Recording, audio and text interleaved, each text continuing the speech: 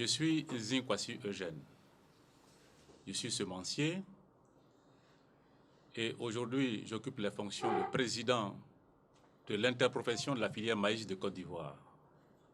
Je suis un des acteurs de la création effectivement de l'Andopassi depuis 1998 et cofondateur également du ROPA, du réseau d'adoration paysanne de l'Afrique de l'Ouest.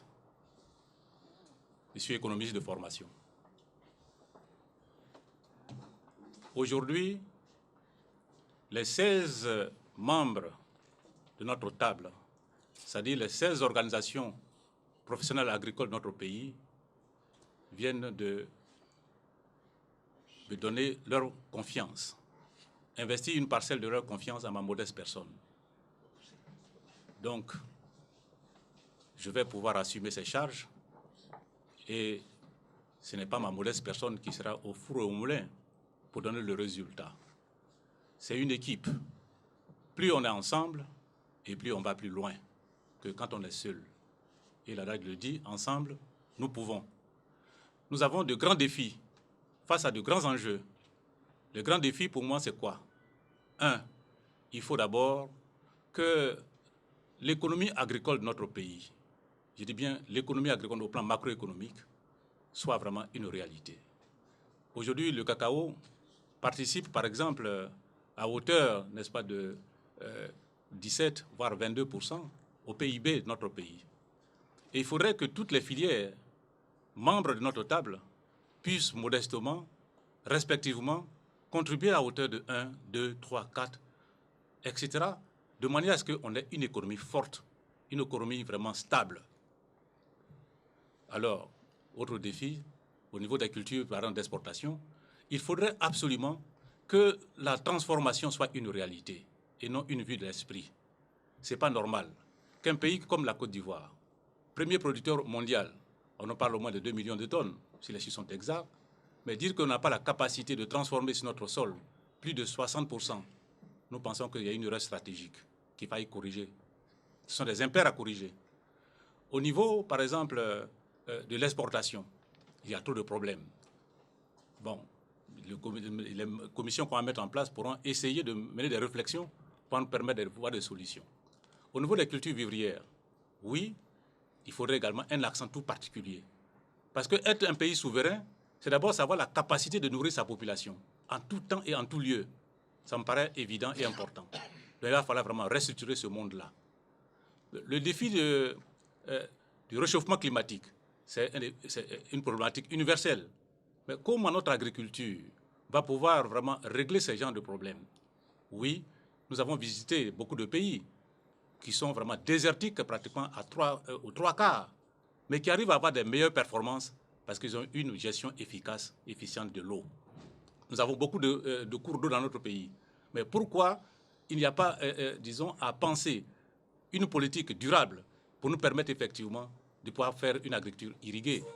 Alors, la réduction de la pauvreté, nous pensons effectivement qu'on a une responsabilité à jouer. Et c'est pourquoi nous pensons humblement que ce n'est pas pratiquement les dons qui peuvent faire du développement. Il faut vraiment qu'ensemble, nous pensions à d'autres mécanismes qui nous permettent effectivement d'avoir accès au financement, au crédit, pour pouvoir faire valoir nos objectifs et les transformer véritablement en actions concrètes. Donc nous avons beaucoup de chantiers, comme l'a dit, c'est d'abord la productivité, c'est notre programme ça. La productivité et la compétitivité de notre économie. L'économie agricole s'entend. Comment voudrez-vous accepter qu'aujourd'hui, nous puissions être pratiquement à 10, voire, enfin, disons, nos productions sont faibles, les stratégies ne sont pas fiables. Donc, nous allons pouvoir corriger tout cela. Je veux dire, la productivité, la compétitivité, la profitabilité de nos exploitations agricoles doit devenir une réalité. 2, la transformation de nos produits agricoles. Il faudrait que très rapidement, dans tous les secteurs, que ce soit les cultures dites de rente ou les cultures dites de rente ou d'exportation, avec le maïs, le riz, on peut en faire de cela des cultures de rente. Tout dépend de notre volonté. Alors, il faudrait que les cultures vivrières soient transformées. Alors, ici, mon collègue qui est à ma droite parlait de structuration et d'organisation. C'est une évidence. Parce que quand on n'est pas organisé, on n'est pas structuré, on ne peut pas être efficace. Et les banques ne peuvent pas nous faire confiance. C'est à partir de la qualité de notre organisation, notre structuration, que les banques peuvent vraiment dire « Ah, ils sont sérieux, on peut les aider ». Et quand on nous aide, on peut effectivement, fructifier cette aide. Mais on ne nous aide pas, on se pose autant de questions. Mais est-ce que nous méritons l'aide? Parce qu'on n'est pas organisé. Donc, ayons le courage de dire un certain nombre de vérités. Voilà. Et au niveau de la commercialisation, ça, c'est un défi majeur. Bon, notre économie est extravertie. Tous nos produits sont vendus à l'extérieur. Pourquoi ne pas créer des marchés intérieurs? Notre force demain, c'est ça, créer un marché intérieur, aussi bien du café, du cacao, que bien sûr de nos cultures vivrières. On doit promouvoir ce que nous consommons. Et puis le marché de l'UEMOA, de la CEDEAO, c'est un vaste marché. 80 millions pour l'UEMOA, plus de 450 millions, n'est-ce pas, de la CEDEAO. Nous pensons qu'il faut commencer d'abord par l'Afrique avant de penser à l'Europe. Voyez-vous? Et enfin, la concertation. Je suis un partisan ou un militant, n'est-ce pas, de l'alliance ou des partenariats. C'est à travers, n'est-ce pas, les alliances qu'on peut se développer. La richesse, c'est le métissage. Oui. Et donc, à ce niveau, nous pensons humblement que les partenariats vont devoir pouvoir nous permettre d'aller encore de l'avant. Alors, j'ai une équipe vraiment extraordinaire, des compétences pluridisciplinaires ici, et nous pensons que dans le laboratoire, nous allons nous retrouver très rapidement et puis proposer au monde et à la Côte d'Ivoire ce que l'ANOPACI envisage faire dans les 3 prochaines années.